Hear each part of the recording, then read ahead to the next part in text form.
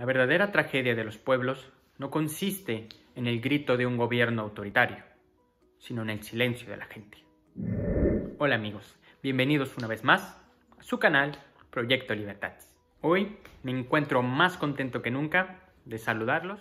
¿Por qué? Porque les voy a hablar de lo que probablemente es mi materia favorita, en el derecho. Ese recurso efectivo, ese medio de control constitucional, esa garantía para el libre acceso a derechos humanos.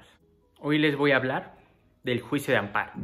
Si no lo conoces o no tienes certeza de qué es el juicio de amparo, créeme, te interesa ver este video. ¿Qué es y para qué sirve el juicio de amparo?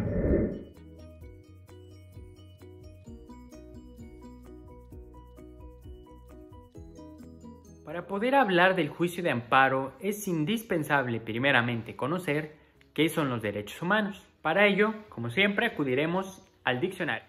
La Real Academia de la Lengua Española nos dice que un derecho es la facultad de hacer o exigir todo aquello que la ley o la autoridad establece a nuestro favor. De la misma manera, el diccionario de la Real Academia de la Lengua Española nos señala que humano se refiere al adjetivo del dicho del ser, es decir, aquello que tiene naturaleza de ser racional. De esta manera podríamos entonces entender que los derechos humanos son aquellas atribuciones o facultades que se tienen por el solo hecho de ser humano, de ser un ser racional. A lo largo de la historia se han suscitado en ilimitada cantidad de ocasiones violaciones a derechos humanos.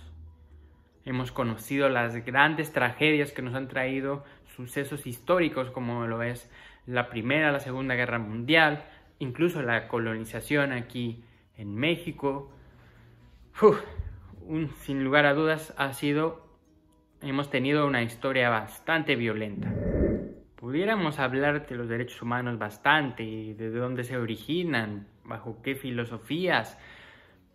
Pero como aquí nada más vamos a hablar por lo pronto de lo que es de amparo, iremos a lo concreto, ¿les parece? Veamos la actualidad.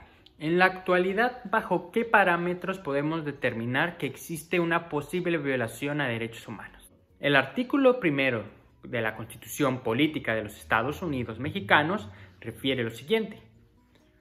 En los Estados Unidos Mexicanos, todas las personas gozarán de los derechos reconocidos en esta Constitución y en los tratados internacionales de los que el Estado mexicano se aparte, así como de las garantías para su protección, cuyo ejercicio no podrá restringirse ni suspenderse, salvo en los casos y bajo las condiciones que esta Constitución establece.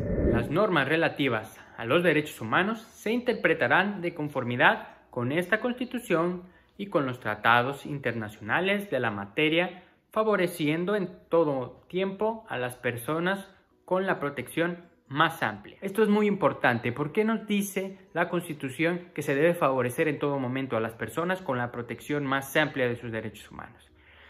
Esto es un estándar importante y justamente llega por lo que denominamos dignidad humana. Se tiene que entender que el derecho humano debe establecerse bajo parámetros normativos y además axiológicos que nos hagan visualizar esos derechos, pero también los hagan latentes, ¿no? No significa que yo, por ejemplo, si yo llego a un hospital que pertenece al servicio público y quiero que me atiendan y la persona que está encargada ese día me dice, ¿sabe qué? No podemos atenderlo, tenemos lleno el hospital, no podemos atenderlo, mejor, mire, ahí le paso un medicamento y váyase a su casa. Ahí no se estaría garantizando mi derecho a la salud. Se me tiene que hacer bajo estándares que realmente propicien la protección más amplia de ese derecho humano. Se me tiene que dar acceso a una consulta, a una valoración médica y ya después, con esa valoración médica se podrá determinar si me pueden incluso dar medicinas de forma gratuita. De esa manera se tienen que ver los derechos humanos. Tienen que estandarizar en un parámetro de dignidad. Tenemos que tener derechos humanos dignos de eso que son derechos humanos. De la misma manera, este artículo 1 constitucional nos refiere que en el ámbito de sus competencias, toda autoridad tiene la obligación de promover, respetar, proteger y garantizar los derechos humanos de conformidad con los principios de universalidad, interdependencia, indivisibilidad y progresividad. En consecuencia, el Estado deberá prevenir, investigar, sancionar y reparar las violaciones a los derechos humanos, en los términos que establezca la ley. Aquí se da la introducción al juicio de amparo. Por su parte, la Convención Americana de Derechos Humanos, también llamado Pacto de San José, fue suscrita por 25 Estados miembros de la OEA, incluido por supuesto nuestro país, México, el 22 de noviembre de 1969 en la ciudad de San José, Costa Rica, y entró en vigor posteriormente el 18 de julio de 1978. Dicha fuente de derecho internacional establece en su artículo 25 una protección judicial en los siguientes términos.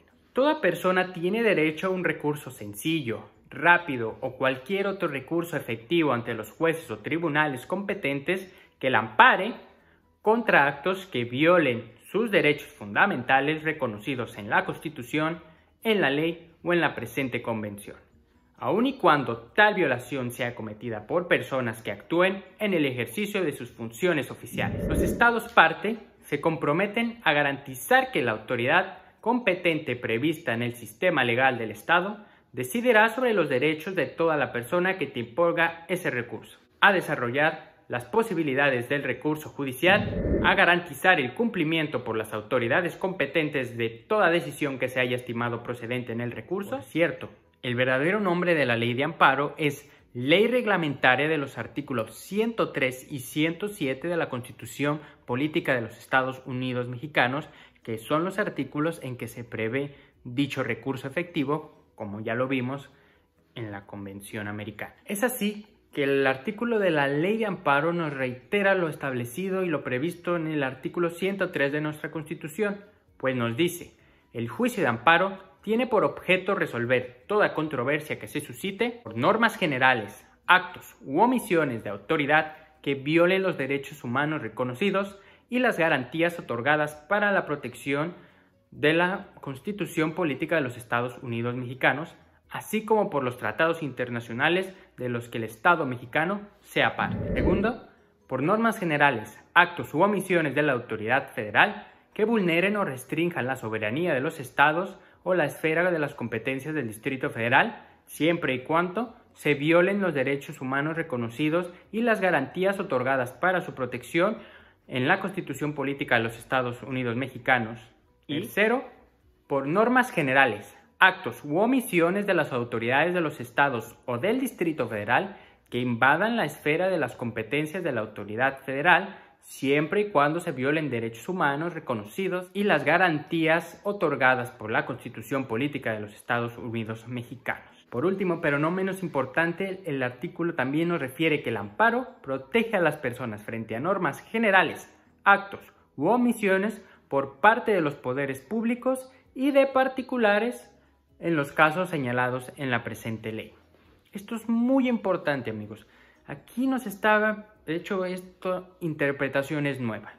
El juicio de amparo no solo se limita a velar o a vigilar el actuar de la autoridad pública, de la autoridad gubernamental, sino que además también implica y condiciona que pueden existir casos en que particulares, personas morales, pudiesen también vulnerar derechos humanos y pudiesen verse en el juicio de amparo. Actos de particulares en el juicio de amparo. Pero eso ya lo veremos más adelante con calma. No se preocupen, amigos. Vamos paso a paso. De esta manera, entonces, podemos resumir que el juicio de amparo es el medio de control constitucional y además de convencionalidad, por supuesto, al incorporarse a dicho bloque los tratados internacionales que regula normas del Estado, así como actos de autoridad o, en su caso, omisiones de las mismas, que pudieran generar una violación a derechos humanos de uno o varios particulares. He ahí la trascendencia y la importancia del juicio de amparo. No solo es un juicio, es un medio de control de convencionalidad, es un medio de control de nuestros derechos humanos, que nos cuida, que nos protege, por eso es amparo, que además no solo cuida los derechos humanos de las personas, sino que transparenta el actuar legítimo de la propia autoridad en casos determinados. Será entonces quien resuelva un juez de índole constitucional el que verá si existen o no, mediante este juicio de amparo, violaciones a derechos humanos cometidos por alguna autoridad en contra de alguna persona en particular o personas. Pues hasta aquí dejo el video de hoy, amigos. Quiero dejar esta parte introductoria del amparo bien clarita para que todos vayamos en el mismo sentido, las personas que no conozcan el amparo nos vayan siguiendo y ir abriendo vertientes sobre este tema. Es importante explicar primeramente qué es el juicio de amparo. Podemos hablar mil cosas de amparo y las vamos a hablar, se los prometo que sí. Vamos a hablar de las partes, de cuando procede el amparo directo, indirecto. Podemos hablar de un montón de cosas del amparo, podemos hablar de jurisprudencias. Hay tanto de verdad de qué hablar del amparo. Esta es una invitación a todos ustedes para que a través de estos videos aprendamos a conocer esta importante figura jurídica en México. Pues nada, no me queda más que agradecerles como siempre por su preciosísimo tiempo, por regalarme unos minutos para no solo ver este video, sino los que han visto, las personas que están al pendiente del canal y las que por alguna extraña razón han llegado aquí. Pues los invito a que vean los otros videos también, a que conozcan de qué se trata este canal, si les agrada, si no les agrada, pues ya me lo harán saber en comentarios o me seguirán o no me seguirán. Ustedes deciden, ustedes son libres. Les mando un gran abrazo a todos ustedes. Espero que tengan un excelente día, una excelente semana, un excelente mes, un excelente resto de año. Sé que es un año complicado, un año de pandemia, pero hoy podemos y vamos a salir adelante. Sé que sí. Recuerden nada más, sean libres. Hasta luego.